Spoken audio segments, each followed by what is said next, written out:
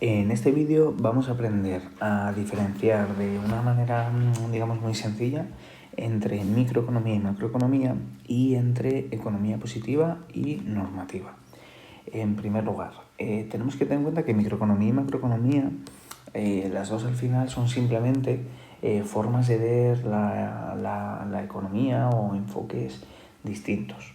En el caso de la microeconomía, estudia o son afirmaciones que se refieren a los agentes económicos a nivel individual, es decir, a una familia, a una serie de familias, a una empresa, etc. ¿De acuerdo? Puede tener que ver con las decisiones que toman, con las decisiones o elementos que les afectan, precios, renta disponible, ¿vale? Sin embargo, la macroeconomía no se fija en estos agentes económicos a nivel individual, sino que lo que hace es agregarlos, unir a todos esos agentes económicos y estudiar cuál es su comportamiento a nivel agregado. Por eso podemos decir también que al final lo que hace es estudiar la economía a nivel global, ¿de acuerdo? Entonces, vamos a ver algunos ejemplos que nos van a ayudar a distinguir mejor entre microeconomía y macroeconomía. En primer lugar, tenemos esta afirmación. Sandra ha comprado un piso por 120.000 euros en Plaza Mayor. Si os fijáis, Sandra es un agente económico, en ese caso es una familia, una economía doméstica. Por lo tanto, como se está refiriendo a una decisión económica que afecta a un agente económico en concreto, esto clarísimamente forma parte de la microeconomía. Vayamos con el siguiente caso. CaixaBank prevé que la tasa de paro alcance el 19,3% este año. Bien, en este caso, CaixaBank está haciendo previsiones acerca del comportamiento global de la economía. En este caso, de cuál va a ser la tasa de paro agregada para todos los demandantes de empleo, para toda la población activa. Y por lo tanto, esto clarísimamente forma parte de la macroeconomía. Vayamos con la siguiente. Facebook gana 4.902 millones de dólares y duplica beneficios. Bien, aquí podríamos pensar que, claro, está hablando de 4.902 millones de dólares, son cantidades enormes, ¿no? Podríamos tener la tentación de decir que esto es macroeconomía, pero en realidad es microeconomía. ¿Por qué? Porque en este caso se está refiriendo a una sola empresa y por lo tanto está hablando en este caso de los beneficios que tiene esa empresa en concreto y no de las empresas del país, a nivel global. Por lo tanto, esto clarísimamente también forma parte de la microeconomía. Vayamos con la siguiente. Los precios caen un 1% en el mes de mayo, el mayor descenso en 4 años. Bien, la evolución de los precios, cuando se trata de indicadores generales como el IPC, está de algún modo resumiendo o explicando el comportamiento global de la economía y por lo tanto forma parte de la macroeconomía. Vayamos con la última. La deuda pública sube 22.000 millones en marzo por el COVID y marca un máximo de 1,22 billones. Bien, pues en este caso, seguro que lo habéis acertado, también se trata de macroeconomía. ¿Por qué? Porque en este caso se está refiriendo a la globalidad o al comportamiento de la deuda de las administraciones públicas. No es porque sean cantidades enormes. Seguiría siendo macroeconomía aunque la deuda pública fuera de 0 millones. ¿De acuerdo? La clave es que está haciendo referencia al conjunto de administraciones públicas, a toda la deuda pública del país y no a la deuda de una empresa o de una persona, de una familia. ¿De acuerdo? Bueno, pasemos a las diferencias entre economía positiva y normativa. Bien, en primer lugar, tenemos que tener en cuenta que las afirmaciones de economía positiva lo que hacen es describir a la realidad, explicar la realidad tal y como es. Y por lo tanto, podemos decir que es descriptiva, que lo que está haciendo es explicar cómo es la realidad.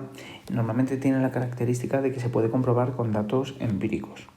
Bien, aquí tenemos dos ejemplos, solo uno es correcto. Fijaos, tenemos uno que es el salario mínimo causa desempleo. Y el otro es el PIB ha aumentado un 2,3%. Pues bien, de estas dos afirmaciones, la única que es positiva es la segunda. El PIB ha aumentado un 2,3%.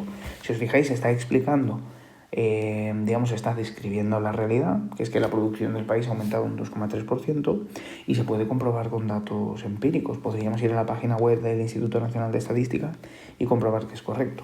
Sin embargo, la primera no describe la realidad como es, sino que está describiendo una creencia, puede estar basada en teorías y tener, un cierto grado de confiabilidad, pero realmente no está explicando, describiendo la realidad como es al 100%, y por lo tanto esto no sería una afirmación de economía positiva, ¿de acuerdo? Vamos a ir con las afirmaciones normativas. Las afirmaciones normativas, al contrario que las positivas, lo que hacen es, explicar cómo debería ser la realidad. Y por eso muchas veces están relacionadas con las creencias de las personas, con, sus recomendaciones de cómo creen que deberían ser las cosas. También muchas veces están relacionadas con, sus posturas o sus ideas a nivel político, religioso, etc. ¿De acuerdo? Por eso las afirmaciones de economía normativa no son descriptivas, sino que son prescriptivas, porque está explicando la realidad como debería ser o como creemos que es desde nuestro punto de vista. ¿De acuerdo? No puede comprobarse su validez, porque al final, como tienen en cuenta los valores y los puntos de vista de las personas, puede ser válido para unas personas y para otras no. Y como explicamos, no es solo cuestión de ciencia, sino que al final hay muchos otros factores que intervienen en estas afirmaciones, ¿de acuerdo? Por ejemplo, el salario mínimo debería aumentar. Hay muchas personas que van a estar de acuerdo con esto, muchos economistas, porque consideran que va a aumentar, el nivel de vida de las personas que tienen menos recursos, porque van a mejorar sus derechos laborales, etc. Y sin embargo habrá otros economistas que no estarán de acuerdo. ¿Por qué? Pues porque hay muchos elementos que están relacionados con esa afirmación. Pero lo que sí sabemos es que el salario mínimo debería aumentar, que es una afirmación normativa, porque no está describiendo la realidad, sino que se está, indicando cómo creemos que se deberían hacer las cosas. ¿De acuerdo? Así que esto sería una afirmación de economía normativa. Y la segunda, el PIB ha aumentado un 2,3%. Esta afirmación no es de economía normativa, no es una afirmación de economía normativa. ¿Por qué? Porque está describiendo la realidad y se puede comprobar con datos empíricos, como hemos visto antes. Así que esto, como hemos dicho antes, es una afirmación de economía positiva. Bien, vamos a ver algunos ejemplos. La tasa de paro aumentó al 9%. ¿Economía positiva o normativa? Bien, economía positiva. ¿Por qué? Porque está explicando cómo es la realidad. ¿De acuerdo? Vamos con la siguiente. Las familias deberían consumir más para reactivar la economía. ¿Economía positiva o normativa? Bien, pues aquí tenemos una pequeña pista. Fijaos, nos están diciendo aquí deberían. Al decirnos deberían, podemos ver claramente que se trata de economía normativa, porque nos están explicando cómo debería ser la realidad, ¿de acuerdo? O cómo, por ejemplo, este economista considera que deberían ser las cosas para que la economía mejorara. Puede haber otros economistas que no estén de acuerdo con esta afirmación, ¿de acuerdo? Bien, el gasto público debe aumentar para hacer frente a la crisis actual. Fijaos bien, de nuevo tenemos aquí este verbo debe aumentar, que nos está diciendo que esto, es una afirmación o es algo prescriptivo, porque está explicando qué es lo que debemos hacer para, en este caso, hacer frente a la crisis. Y por lo tanto, esto también es economía normativa. No está describiendo la realidad, sino explicando cómo debería ser. Vamos a ver el siguiente. Es conveniente, dice el gobernador del Banco de España, flexibilizar el mercado laboral para reducir la tasa de desempleo. En este caso también es economía normativa.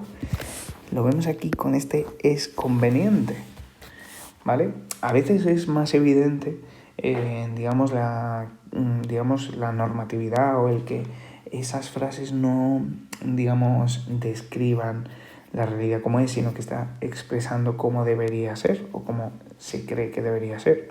¿De acuerdo? Hay veces que es mucho más evidente y otras veces cuesta un poco más. Vamos a ver la siguiente. Las hipotecas basura de Estados Unidos han llevado a descensos generalizados en las bolsas durante el año 2008. Economía positiva o normativa. Bien, economía positiva. ¿Por qué? Porque en este caso está explicando cómo es la realidad, ¿de acuerdo? Indica que ha ocurrido una causa, se ha dado una causa que ha llevado a un determinado efecto, en este caso que hayan bajado las bolsas. Veamos la siguiente.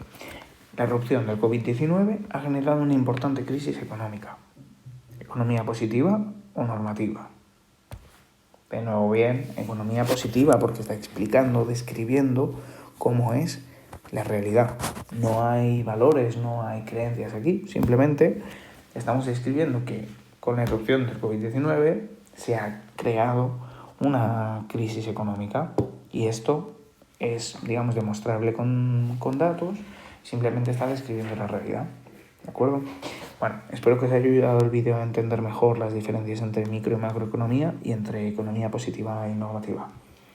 Un saludo.